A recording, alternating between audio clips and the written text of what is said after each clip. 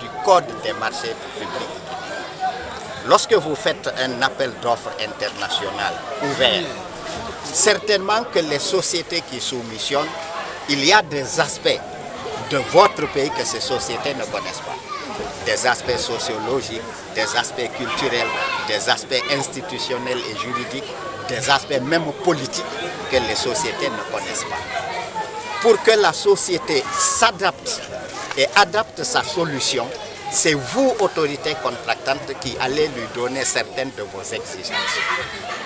Ces exigences peuvent être remplies, tout comme elles peuvent ne pas être remplies. La négociation consiste à lister l'ensemble de ces exigences, l'ensemble des points que vous souhaitez voir améliorés dans l'offre. Vous vous asseyez avec la société soumissionnaire, vous lui proposez ces solutions-là.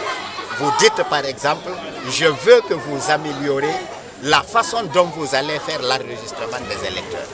Au lieu que ce soit un enregistrement de 4 minutes par électeur, nous souhaitons que l'enregistrement d'un électeur ne vous prenne que 2 minutes. Et pour cela, il faut adapter votre solution à cette exigence. Ça, c'est un des points. Vous pouvez dire que la société, le découpage électoral, la répartition des électeurs dans les bureaux de vote doit tenir compte des aspects sociologiques et culturels. La société ne connaît pas ces aspects sociologiques et culturels.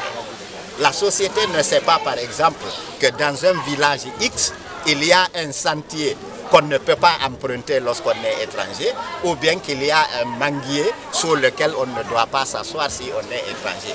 Mais vous qui êtes de la localité, qui savez que ces aspects culturels sont à prendre en compte, vous dites à la société, vous ne mettrez pas un bureau de vote dans cette localité ou dans ce point indiqué.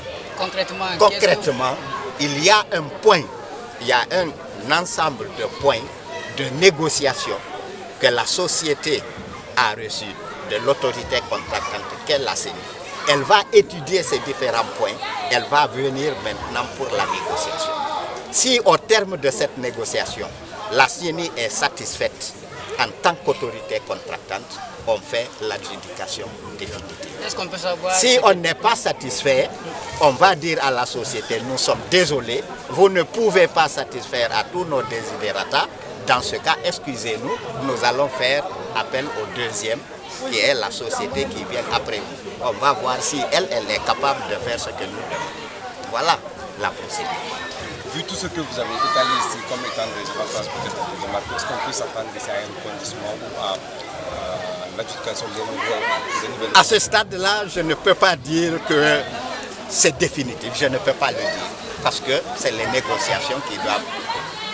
On ne sait pas quelles sont les contraintes que Gemalto aussi va poser sur la table, que la CENI peut ne pas régler et qui peuvent impacter le choix définitif de Gemalto. Est-ce qu'on peut savoir les points que vous avez mis sur table? Ah non, ça c'est des points de négociation.